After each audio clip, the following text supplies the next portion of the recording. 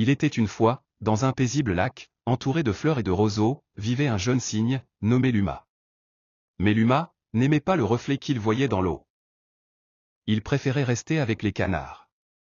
Il le faisait rire, et il se sentait moins seul. Mais il gardait sa tête basse, trop différente, trop grande, trop blanche. « Tu n'es pas un vrai canard, » disait le héron. « Regarde-toi. Tu brilles trop. » Luma s'éloigna. Encore une fois, il ne se sentait à sa place nulle part. Cette nuit-là, il revint au lac. La lune brillait. Luma s'approcha de l'eau, mais des vaguelettes floutaient son image. « Tu cherches quelque chose, jeune ami ?»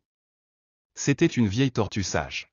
« Je ne veux plus voir mon reflet. »« Alors regarde plus profondément, » dit-elle. Le vent s'arrêta. L'eau devint lisse. Pour la première fois, Luma regarda vraiment. Ce qu'il vit? Grâce, lumière, beauté. C'était lui. C'était son reflet. Le lendemain, Luma s'élança dans le ciel. Il n'essayait plus d'être un autre. Il était un cygne. Et il était magnifique.